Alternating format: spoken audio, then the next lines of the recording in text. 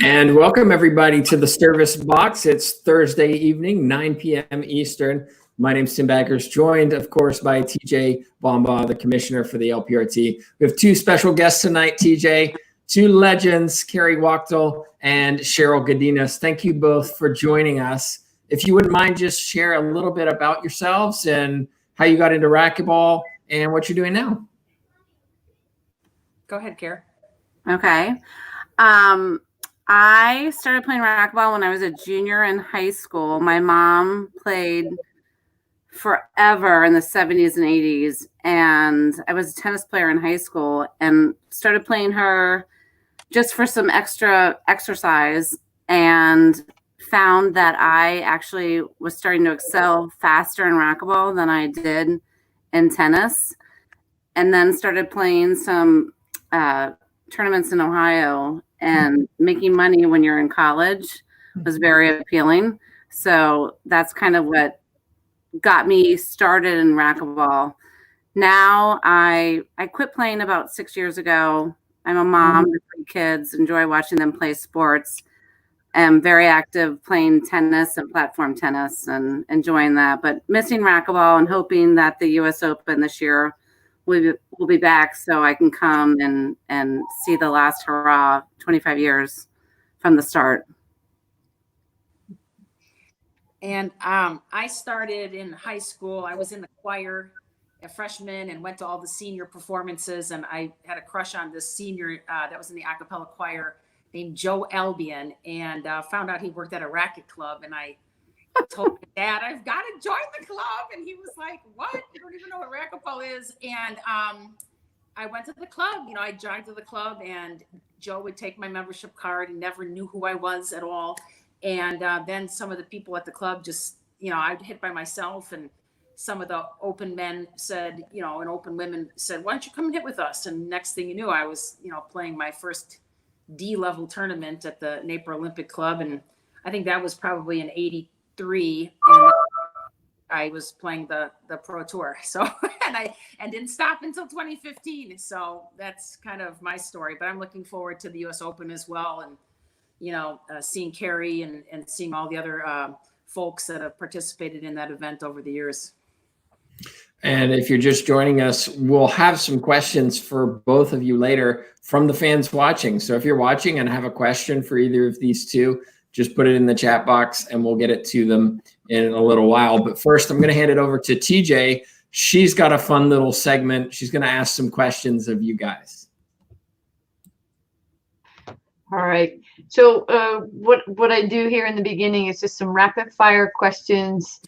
These will all be related to your time on tour. So whatever pops into your head, and whichever you both have to answer, but whoever wants to answer first. It could also be, you could also answer about yourself or somebody else who was on tour at the time. First one is about you. What was your best memory while you were on tour? Oh, wow. I think my best memory was our tournament in Hawaii. That was dreamy and amazing. And of all the places I've seen over the United States and the world through racquetball, which I'm so lucky to do, Hawaii was amazing. Yeah, I agree. And I was just thinking about Hawaii the other day, and I think, Kerri, you were with me when we found that restaurant where you could, you know, order what you wanted and literally take it up to the grill, and you're standing like right next to the beach or grilling your lobster or whatever. And that was just an amazing event, and lots of good times, good friends at that event in Honolulu. But honestly, I don't think I could pick one, but that was certainly one of my favorite venues. And I also loved always being on the East Coast. TJ's clubs, Crystal City was one of my favorites. You know, the US Open being down in Memphis was right up there as well, although that was a tough event. It's funny, I asked your best memory. My next question was, what was your favorite tournament? So you kind of answered that, but I'll ask it again. What was your favorite tournament? Oh, that's interesting. I loved Rosarito. I loved that club. I loved going down there, and it was a beautiful hotel club, kind of off the beaten path, and it was just racquetball and good friends, good food, fun atmosphere. I would say Rosarito was one of them. I wonder if that club's still around. We should ask Rosie. It is. It is. Isn't? Yeah, and I feel like I'm copying off of you, Kerri. But as far as memories go, I would have to put Rosarito up there too, because that's where I found Diego in 2005, my dog that just passed away, and so it's a great memory. I love the club as well. Again, Rosie owning the hotel there and the Lobster. So that's up there. And going out to Seattle was another great one for me. Loved going out to the West Coast, the Northwest up there, and also going into Saskatoon when Lori Jane Powell was playing, and getting to experience Canada to me was one of the highlights of playing the tour. Okay, if you could have added an event in any city in the world that we did not play in, or you didn't play on the tour, where would you add an event? Oh, that's a good one. Because I really miss Vegas. I really miss Vegas. Wish we could be back there, but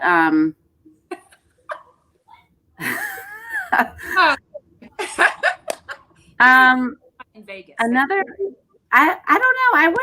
I went to Sioux Falls a couple times.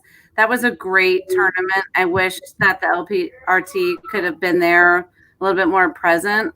But that's still, I think it's still happening. It's a great tournament, and I wish that we could be there as well with the IRT. Cheryl? Well, and I guess I'm going back to memories, but New Hampshire, Manchester, New Hampshire. My best friend lives there, Kelly Bean, and at the executive, that's where we met. Actually, they used to have, I would say, at least 12 or maybe 15 courts, and so back in '90, I would think that was the first year I was playing. That was probably the first time I went to Manchester, and unfortunately, they took a lot of their courts out, most of their courts out except for one. But to be back there. That was a great venue. Being in Chalfont, Pennsylvania was something back in the early 90s I would have liked to see in recent years, heading back to Chalfont, playing on the parquet floors with the right wall glass. Some good times, and Florida tournaments. I think being down in Miami was great, and then we kind of got away from that for a while, but I think that's a nice venue to go, especially with the ladies in the winter. It's always a nice destination. All right, next question. Who was the funniest player on tour while you played? Cheryl. That a serious question? Cheryl or Jen Saunders for me. I was just saying. I mean, Cheryl's antics are, come on! I mean, we still do those to this day. I still do them at my kids' games. Yeah. Cheryl is by far the funniest. She still sends me text messages from years ago about her drying her hair at 3:00 in the morning. And yeah, she is hilarious. Yeah. Well, obviously I'm the funniest, but Jen is hilarious. She's got that dry sense of humor. Dominique is funny as well, and she's so cute still doing her videos on Facebook. But I would have to say Jen is right up there. Jen Saunders. And Shepro from the 90s, who you guys probably don't know, she's really where I got my humor from. That and Seinfeld, of course. Of course. All right, next question. Who was the most dramatic player on tour?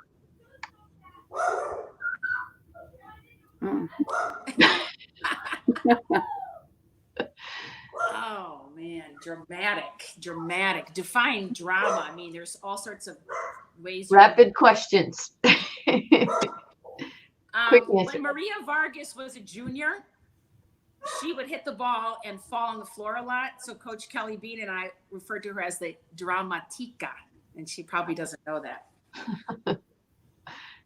Kerri? I'm trying to think of who would be the most dramatic. I don't know. I mean, like Samantha Salas plays with a lot of emotion. We always had battles back in the day, and now she's in like such tremendous shape. Wow. I don't know.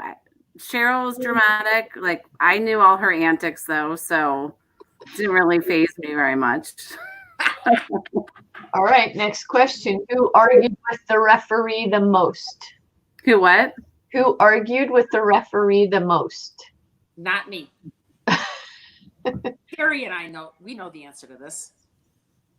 You mean me or Cheryl? No, I mean, it could be you, it could be anybody on tour. No. Who argued with the referee the most? We already talked about this earlier. I mean, should we be naming names? I'm going to go with a player from Jackie Prizo. Okay, Kerri? I would say probably the same. Okay, all right, next question. What is the one thing that people didn't know about you while you were on tour that would surprise them? I would say the amount of stress, being very serious, the amount of stress that I know I went through. I don't know about you, Kerri, but how I was deathly ill before every match and almost needed that to play well. And if I didn't have that, I knew I was going to have an off day. I mean, wanting to throw up before every match and just not being able to sleep and being completely stressed. Yeah, Kerri? Yeah, that people didn't know about me.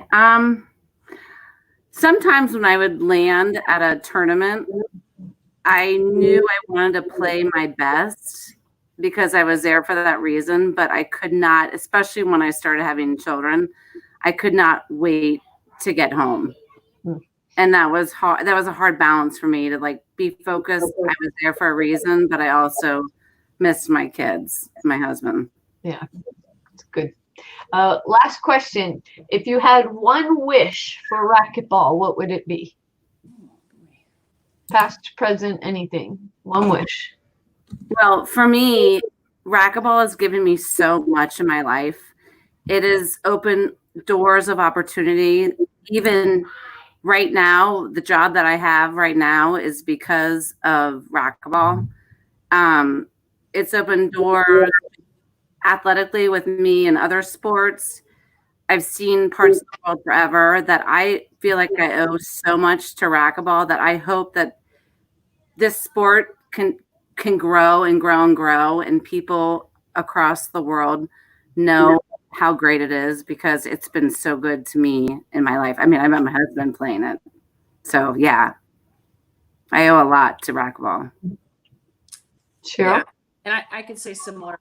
I think that, I was very blessed. We were very blessed, Kerri, to play when we did. I felt like the draws were very deep, very strong. A lot of people in the draws, even going back into the 80s and 90s when Lynn Adams was playing, those draws were crazy. And, now my wish would be that we could find a way to, keep the juniors involved and bring back some of the old racquetball clubs that, Kerri and I grew up playing in, that just really promoted the game and get that back to that level where just so many people are enthused about it and understand how tough it is and what a great workout it is and just enjoy playing so that they can have similar opportunities to what we've had. Good. Great. Thank you. And Tim, I'll turn it over to you now for fan questions.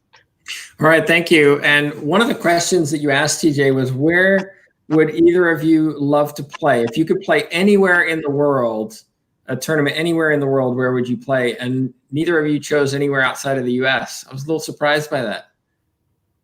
Oh, I would have my choices. I went to Australia in 95 with the team. I would love to go back to Australia, to go to Sydney or Melbourne again. We were supposed to have Worlds in France one year, and whatever, it fell through and we ended up going to Puerto Rico. I'd love to go to Paris and play.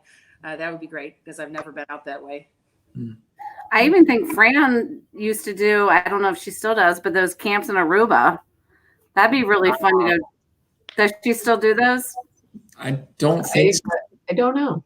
Yeah. I would love to go to like some tropical paradise and play racquetball. In some Caribbean island. That'd be amazing. If she was still doing it, I think we would all know about it. Right. Yeah. Okay, well, if you're just joining us, we're here talking to Kerri Wachtel and Cheryl Gudinas. If you have questions for them, career on tour, racquetball, how do we grow the sport, you name it, now's your opportunity. Put them in your chat box and we'll get them to them. The other thing we're going to do is Kerri and Cheryl and TJ and I are going to compete with all of you in a little Kahoot game. So we tried this out a couple weeks ago. It worked. We had a few technical difficulties because Facebook's a little bit behind the live stream. So we fixed those, we think. So your opportunity to participate, go to kahoot.it. It will ask you for a PIN code. Enter the code 9097048. So there's something you need to know. You need two screens. On your Facebook live feed, you will get the question. And then on your separate browser window, you'll get the options to choose your answer. So you'll see the question on Facebook, and then you'll have some time to choose the answer in your browser. Also, there's points, and however quickly you answer the question determines how many points you get for each question. So we'll see how we do. And TJ, I think the category is animals, right? We're doing animals tonight. Is that right? I don't remember what Jay picked for us. Pretty sure we're doing animals. So we'll see how that works out for everybody. Okay, let's get to some questions. First question, Daily Racquetball, big fan of racquetball. After the current situation mellows, I like that, JT, mellows, will you be spending any time coaching or instructing new players?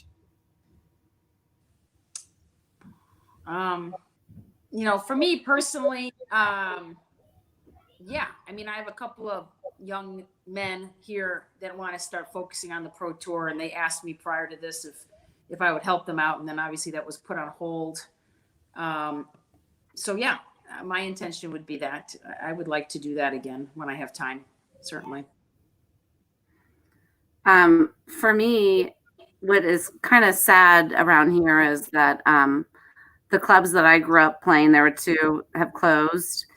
LA Fitness doesn't really allow anyone under 14 to play. So the next club is about 20 minutes away.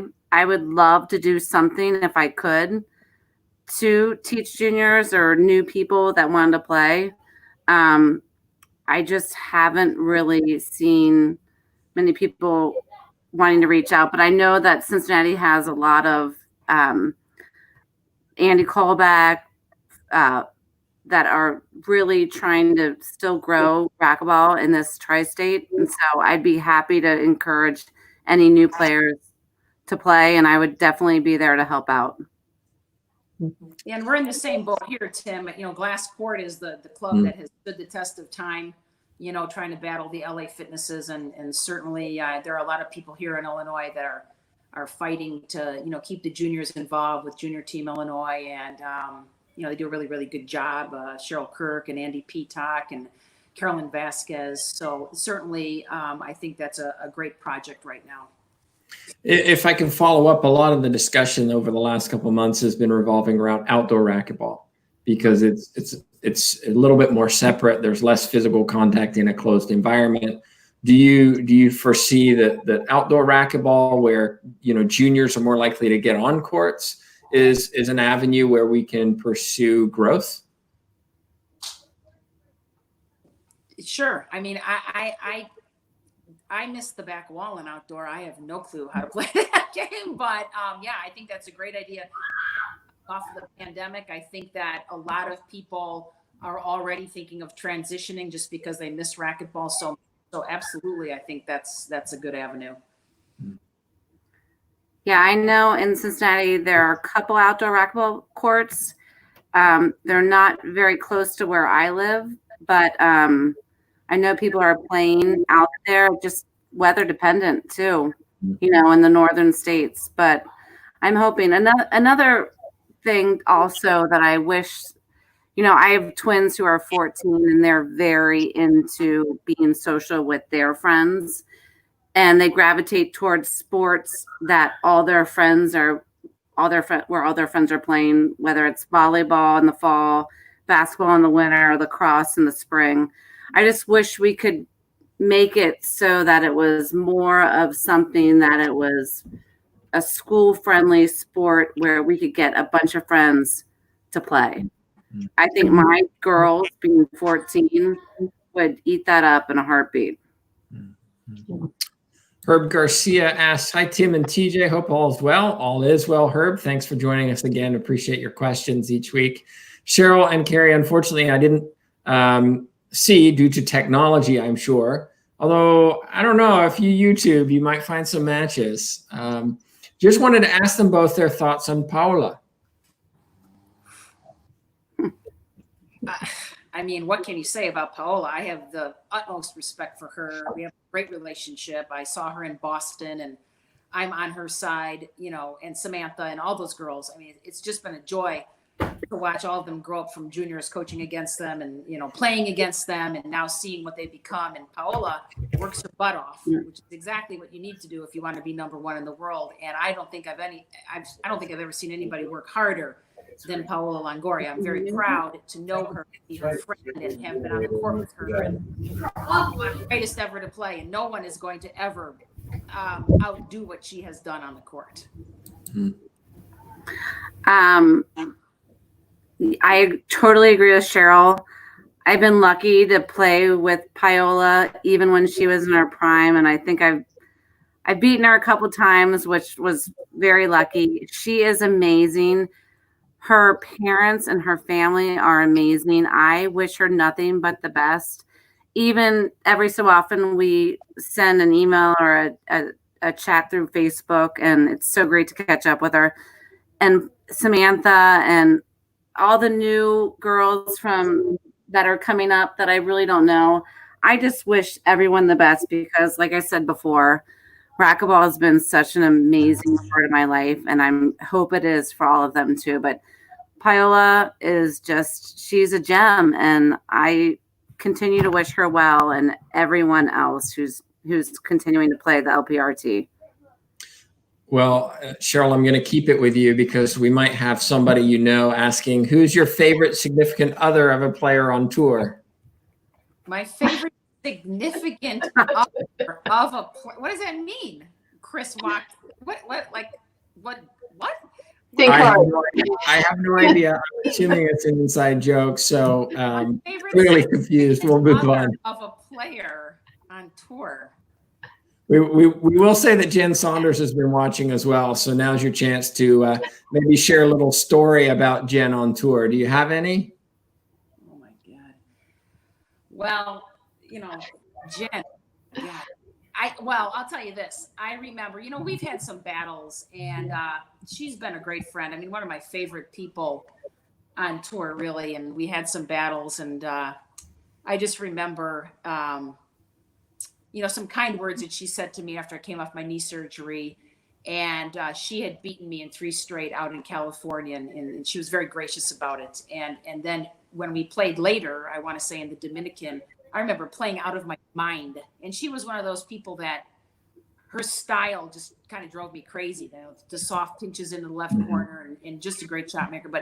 And I was playing great. And then all of a sudden, as great as I was playing the first game, she played equally great and better in games 2 and 3. And I lost to her. And I just have all the respect in the world for her. And I appreciated her humor and just what a nice calming person to have around too. You know, you never saw her get flustered off the court or on the court. Just a gem, as Gary called Paola, but Jen is definitely a gem as well. So just a reminder, if you're just joining us, we're going to have a little trivia competition with Cheryl and Kerri coming up in a few minutes.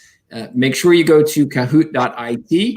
It'll ask you for a PIN. The PIN number is 9097048. You need your Facebook browser or your YouTube browser open so that you can see the questions on your screen, and then a separate browser for you to enter your answers. There'll be 13 questions. Okay, moving on. Jim Durham, current U.S. head coach, says, what is the best rivalry that you've witnessed in women's racquetball? Oh. Well, can I go as far back as Go as far back as you want. And Karen McKinney? I mean, that was the original rivalry for me, you know, growing up and watching those two play. And then you guys probably don't even, you know, remember who Kay Kufeld is. I mean, Kay Kufeld would come to Chicago and battle with Chrissy Vaughn and Sandy Robson. And, you know, those are the girls that I really, you know, had as my role models, and how lucky was I. But, you know, modern day, I would say, you know, Samantha and Maria is a good rivalry. They had an amazing match in Boston. Yeah, I mean, I loved playing Kerri. I love playing Christy Van Hees. I love playing Jackie and Fenton. We had a lot of really great matches, when I was playing, but to name a few for me. Well, Kerri? I mean, for me to think about, like, when I was playing, Cheryl was always the one to beat. She was always the one to beat. I don't even know how many years she was number one. Like, when I think about my age, I'm 45. I honestly think that Cheryl might have been number one at my age at 45. She was the girl to beat when I was playing, no matter what.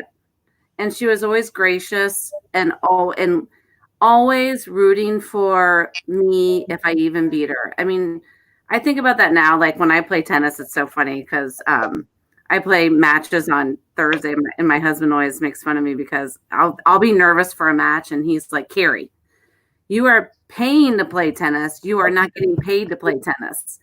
And that is so true. But that competitiveness is still in me. But Cheryl was such a gracious winner and a loser. She Wow. really was. Like, I really didn't bring any Kleenex to this, but I need some. But that and honestly, when TJ asked me, who do you want to have on the show? I said Kerri, and true too. I mean, I remember very clearly losing to Kerri at the U.S. Open, and I don't think I had won the U.S. Open. I think you won it in 01, did you not? And Cheryl. in 02. And after she won, I literally hugged her, and I lifted her up off the floor. I mean, it's just, Kerri was somebody that, her style was so hard for me to play. But I knew that, if I don't beat Kerri, it's okay, because she is such a nice person. She deserves to win. She works hard. She's a class person, and she plays with grace. And I was truly happy for her. I can't honestly say that about every single person that I competed against. But, our matches were just a joy, Kerri, as hard as they were. They were just a joy, and so many good memories of being with you and playing you, of course. So both of you actually, I don't know if everybody knows, but you have both won the U.S. Open. Can you describe to fans what that is like to win such a major, prestigious event like that? Kerri, the rising star. Well, for me, like, back then, like, winning the tournaments that I won, and I think I might have won 5 or 6. It was such a, like, all your hard work paid off. I would train, I would play a ton, and it was just winning the U.S. Open. I never thought I could. I mean, even my sponsor, after I won, came up to me and told me he never thought I could do it. And it's still one of my greatest memories, especially in athletics. I mean, I enjoy watching my children play sports a lot more than I enjoy myself playing sports. But that win still feels so good. And I still have that trophy, and Chris still polishes it. Like, I love it still. I love it. It was a great feeling of how hard work pays off. And so it makes me feel good even when I see it. Well, and for me, Kerri won in 01, and then I won in my best tournaments ever. I won in 02 and 04. And prior to that, when Doug Gannon would do the announcements and you had to walk in the dark, around the court, I think I had won, the nationals, and I was number one on tour or whatever, but I'd never won this. And he made sure to let everybody know that I never won it. So as I'm coming out, all the years preceding, this is the only thing Cheryl hasn't won. So that was constantly in my head. And so finally in 02, I said, I'm not going to listen to this guy. I put in my headphones, put Eminem on, Lose Yourself. And that's how I just blocked him out, and ended up winning that year, and then again in 04. But that was a tough tournament to win. So for me, it was a relief, because I just wanted to stop hearing him say that and just press on. So mostly for me, it was relief. Was the best feeling I ever felt whenever I would be lucky enough to win a tournament. Kerri, we've got one for you. And Esther says, are you going to come back to racquetball? Oh, that's interesting. I think about it. I think if the U.S. Open is going to happen, I would love to start training again. Like I said, Andy Kolbeck, who used to train with me all the time, is in Cincinnati. He and I play a lot of pickleball together. I'm sure he would love for me to start playing. So that is maybe in the back of my mind. Maybe Cheryl and I could play like 45 plus doubles there or something. I don't know. I would love to play. I have had some injuries and enjoying other sports, but that definitely is in the back of my mind to come back and play in the U.S. Open. I would love to. And my husband would too. That's how we met. Yeah. All right, we're going to do one more question and then we're going to get to Kahoot. So if you haven't yet, make sure you log into kahoot.it. Yes. Number 9097048. You'll need 2 screens. You get to choose your nickname. Last question, believe it or not, TJ, comes from my son who's watching downstairs. And he's asking, I think about the US Open and said, if you didn't win the US Open, would it have changed the way you play in future? I think that tournament was challenging because throughout the year we used a completely different ball. And then when we're using Echelon Red or whatever, really fast ball. And then when we got there, it seemed like we always had to use the purple ball, which was slower. So for me, it wouldn't have changed the way I played at all because I feel like the elements at the U.S. Open were so different from what we ever played in anywhere else. Mm-hmm. So, no, not really for me. I think I would have stuck with my same game plan. But that original court being slower just changed the way I think everybody liked that court, but I didn't. So it wouldn't have changed my general approach to the game. No. Okay, I think we're ready for our game. So if you haven't yet, make sure you log into kahoot.it with game pin 909748. And I think we can share this screen. Yeah, so you have to spin and get your nickname. So nobody's real name is up there, but you get a nickname. Okay, okay. TJ, what's your nickname? I forget. Let me look here. I was the Cheerful McCall. Very good. Cheryl, who are you? I'm Awesome Sphinx.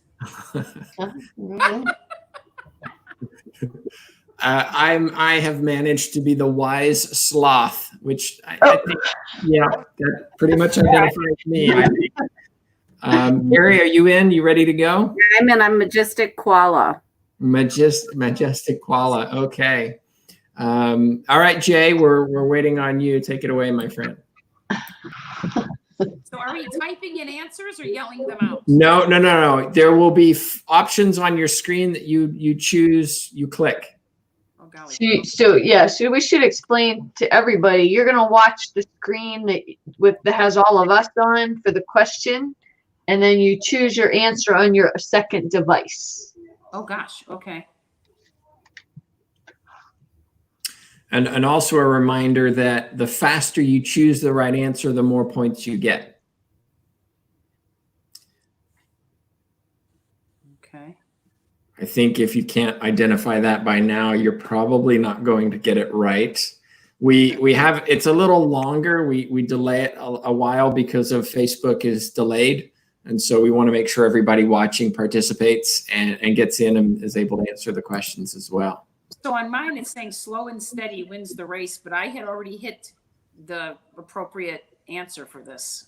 But it said, oh, there we go. Okay, I got it. Okay. So at 12 out of 14, got it correctly. Mine was, all right.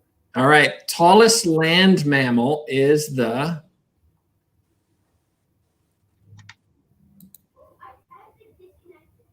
I'm pretty sure I got this one correct. We can start to see the screen disappearing. Everybody's starting to put it in on their chat as well. So if you think you know on chat, now's your chance to get it. This one I think is pretty easy. Oh, now I know what it is. Okay.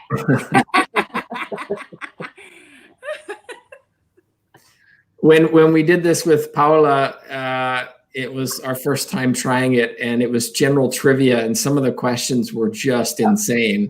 They were just like, I have no idea. You know, what's the study of mountains? I remember that one. It's just like, I don't know. Orology, I think, was the answer to that one. Mm-hmm. All right, 3 seconds. Hopefully everybody got this one right. Yes, 13 correct.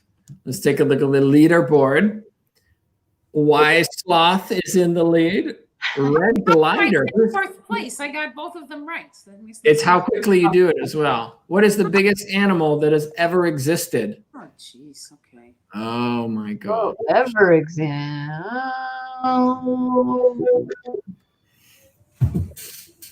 Gosh. I had to think about this one. No, I got it wrong. I said that. Oh no.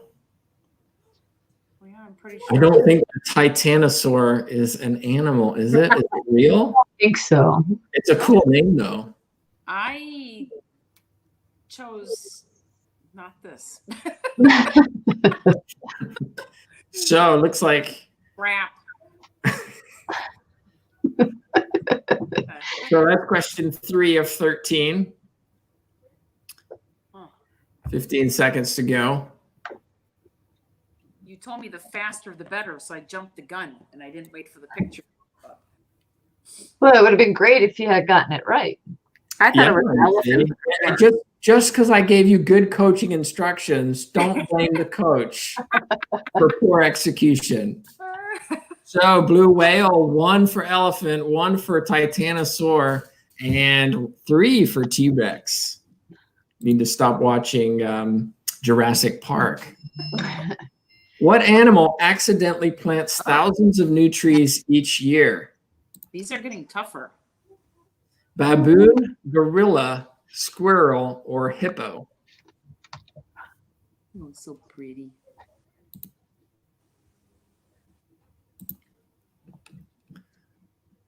I feel like I should have known that faster. Well, Cheryl, I have a trivia question for you, and it is, when did we first meet? Is this for you? For me? Yeah. Do you Oh. remember? Gosh, I know you don't. I bet it was at an international event. No, Are you guessing or telling me? I am assuming that that's what it would be. Am I World crazy? Seniors 2011. Where were we in 2011? It was up near Santa Fe. It was at that Oh. resort place. Oh, yes, I remember it well. Okay. Okay, leaderboard. Red Glider still in second. Cheerful Macaw in third. Blank is the largest cat species. Oh boy. Oh, what is it? Oh boy. Panther, tiger. I think it's a tiger. Yeah. Oh, No help. No, I got it wrong. so did I. I answered too. I was so sure. Oh no. I Glider. No, it's a All right. panther. I should have known. Tiger. It's a panther. Tiger. Well, Why Sloth is slowly sinking on the board, I think, after that. I was trying to rush. I was trying to rush and beat everyone, and I got it wrong. Kerri, you got some assistance back there? Yeah. So my 10-year-old. You say hi? Sean Walter says, it'd be nice if they gave us a rendering of the Titanosaur. That'd be, yeah, that'd be good.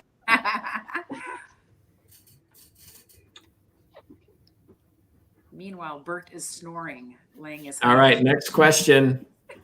Let's have a look. Oh, no. Red Glider. Who's Red Glider? Identify yourself in the chat What? box. What? Here we go. What land animal has the longest pregnancy? Ooh, Oh dear. Okay. I guess that one.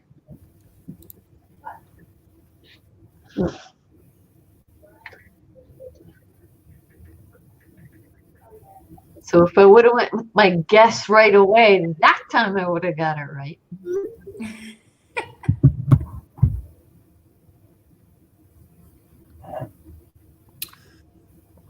Looks like elephants is the correct answer. 30 seconds for you all watching.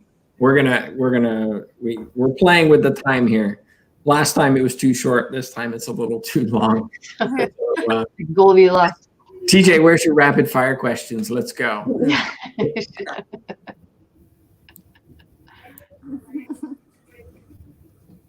All right. I have a question actually for Kerri after this question when we have a few seconds. Okay. Elephants, 10.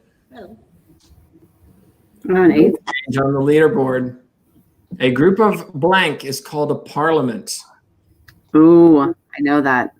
Oh, Ooh, I know what it's not. That's a great term, a parliament. So, Kerri, my question is, have you ever seen Cheryl Gudinas line judge? Yes. Yes, she does. She used to avoid it, but she has. So for those of you watching, if you've never seen Cheryl Gudinas line judge, and we can't usually show it on the stream, right? Because all eyes are on the front, the action in the court. But if you ever get a chance to see her line judge live, true entertainment, people, true entertainment. well, it goes back to who's the most dramatic. Well, That's right. Oh. That's right. I want to see a referee sometime on there. Have you ever watched her watch other sports? Too? No. The Bulls or the Bears? All right, here we go. Awesome. Sphinx is back in. And I think that's Cheryl. that is.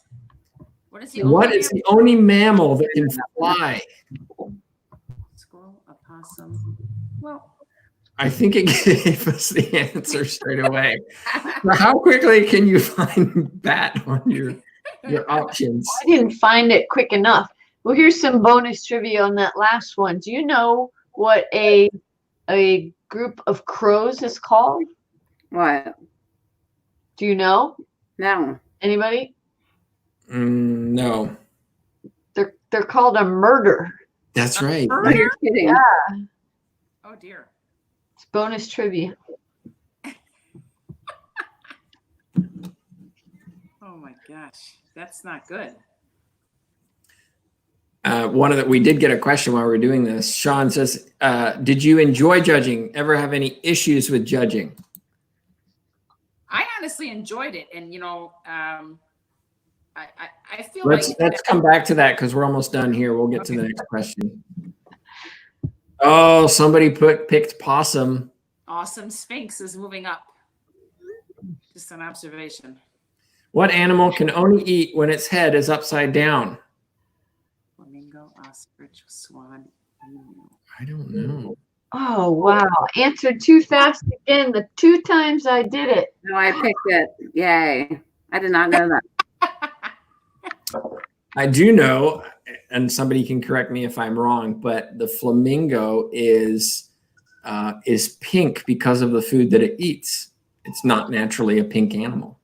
Oh, Beta carotene in the algae that it eats. But back to the line judging or refereeing question, I enjoy it. And if I do show up at events, I frequently get asked to referee. I think that the best thing about refereeing is you've got to be into it. And I think some of the problems that we have as players is sometimes you get referees that aren't that into it, But for me, it's like I know somebody's results are dependent on me and my calls. So I take it very seriously. All right, here we go. Flamingo was the correct answer. Not everybody got it right, TJ. Oh, changing the leaderboard. What? Twice. Who's this red glider? A group of blank is called a band. A band. Oh. A band. Ravens, ducks, gorillas, and tigers. A band. No. I'm going to say the Ravens. Well, Kerri, look at the picture. No. I don't like to cheat. See, this is what life was like with Kerri on tour. So you two room Baltimore together, Ravens, that's all. right? You two room together a lot, right? Very much so. Yes. Enjoyed frequently if I had an early flight on a Sunday or whatever, when I would get up and blow dry my hair at 3:30, and it was good. She loved that. So we had a good time. Is there, when you think of the LPRT, not necessarily racquetball, because growth of racquetball is a huge issue in general, but if you think of the LPRT, what's something that you would change if you could? And we'll come to that after this question. Okay, because I got to win this, so I got to focus. 8 right, 2 incorrect. No change on the leaderboard. Red glider is annoying me. What animal can taste with their feet? Oh, Interesting. Ooh, that's a good one. What animal can taste with their feet? Okay, so back to the LPRT. What if you could change something? What could you change? what would we like to change? Yeah. I mean, I think we all, and TJ probably more than anyone, and the players would love to see racquetball be so recognized that the players were able to. We were able to generate more sponsorship money and make it so that the players don't have to worry so much. I think they could make a little bit better, comfortable living doing it. I think a lot of people play because they love the game, and I think we've struggled over the years, TJ, with always trying to find that sponsor dollar. Always, yeah. But more people can make a living out of it. Yes. Yeah. Hold on. What I have gotten out of even today is that I wish we could reach out to past players, like the Karen McKinney's and the past players, and let's get a group of us together that really, like when I spoke earlier about racquetball being so meaning so much to me, just to help raise money that way. The LPRT alumni, I mean, I would love to sponsor or to have, other people or, have my friends. I mean, we were out to dinner tonight and my friends who had no idea that I played racquetball, they were like, what? We're going to this is crazy. I mean, it just takes a little bit. It would just be nice to have something to be like, look, this is what I did, or let's support this. I think it'd be great, and it'd be very easy for me to reach out to ask people to sponsor our sport. Good. And even Chris's company, or, so just if we could think a little more that way, and, all the old players, racquetball has definitely meant something to them. And I'm sure they have a lot of connections, just like when I was looking at all the Greg Peck things from last week and the week before and how sad. And I only met him a couple of times, but what a great man, and all the deep levels of people that he knew and how many people that loved him. I just think that we really could dig down to the grassroots and still keep it hot. Yeah. It might take some extra people. I'd be happy to continue it. Chris was super excited about tonight with me, and he'd be happy to help out. So I just think that we can still keep this hot if we just get more people involved. And I'd be happy to help. Well, we'll talk about that in a second. I think we have 2 more questions left. Excuse me. Last question. What animal has 3 hearts? What? No. Worm, a panda, and I think I know the answer to Oh, I think I got this wrong. Cheryl, if you don't know this, what? How would you I should know? know this. Oh God. Okay. Yuck. Ooh. Oh, I got it right. Not my favorite thing in the world, but they're fascinating. They are fascinating. But I don't want it. I don't like. Would you eat one, Cheryl? No. I saw Well- a girl on Facebook eating one live. I mean, Oh, I saw that on one of those Food Network well, shows. and you're talking about viruses or whatever. Maybe stop doing that. That might help. But yeah, not fun. Ugh, yeah. All right, 10 seconds to go, and then we'll find out who claims it. I have a sneaking suspicion it's going to be somebody who's been at the top the entire time. So I don't know who that is, but congratulations to Hopefully them. they'll reveal themselves. Back. Here we go. Third place, Clever Owl. Second place, Awesome Sphinx, Cheryl Gudinas. But first place, Red Glider takes it this week, claims the championship, knows their animals very, very well. Runners up were Red glider. me and someone else.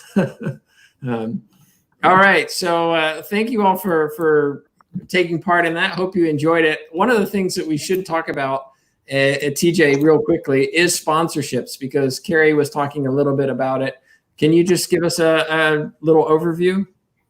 Yeah, I mean, for those who are watching, those people with connections to businesses or who own small businesses or just want to support racquetball, there's so many creative ways for the LPRT to advertise your business for you. And I should go on to say that the women who are on tour right now are just amazing athletes. I mean, they're very marketable. It's a growing sport in Mexico, Central and South America. There's just so many opportunities there. So my email is there. If you had any interest, you reach out to me for all kinds of possibilities. All right. And thank you. And don't forget as well, if you're watching, to like, follow, subscribe all the social media pages so that we kind of spread racquetball and the ladies professional tour around the world. My thanks to Cheryl Gudinas and Kerri Wachtel. Final thoughts from you two? No, I mean, it was just such a pleasure. No. Just, no. Yes. So dramatic. Pleasure. I mean, what's funny is I've been watching, kind of keeping up with this, and TJ told me about it. And I kind of thought that'd be so fun to do that, but nobody cares about doing, and in the past, and then I think the next day, TJ messaged me and goes, "Would you like to be on?" And I was like, "Yeah," and just super exciting. And then when she asked me who it would be great to do this with, and of course, I'm going to pick one of my best friends, Kerri, and so respect you, Kerri, and G Money, and so many fun times that we've had in Chicago when you had the Lakeview apartment, and Cal got into the way, and going down to East Bank Club, and just you were an integral part of me being able to become the player that I became. And I could not have done that without you, and all of our practices at the glass court after your late nights out with Michael Jordan, and you'd show up the next day, and she's like, "I got home at 5 a.m. and you saw Jordan down at Adagio, and you should have come down, blah, blah, blah." I'm like, "Kerri, we're playing at 10. You better be there." And she'd show up and she'd kick my butt. And honestly, I love you, love G Money, love your whole family. And it's been a joy to see you, and let's catch up again real soon. Yeah. No, this is great. You guys, I really miss racquetball, and hoping with this whole COVID-19 thing that we can all get back together soon and just reconnect and make racquetball great again. It's great now, and I just want it to be better and better because it means the world to me. I appreciate you guys doing this. TJ, you're doing a great job. Yeah, thanks, TJ. Good one, girl. Thank you. Sometimes, but you do an amazing job, and so proud of you. Thank you. Thank you, Tim, too. Yeah, thank you. This is great. Well, thank you, everybody who watched and took part in our little quiz. I hope you enjoyed it. And until next week, same time, Thursday at 9 p.m. Thanks so much for watching. Thanks, guys. Thank you.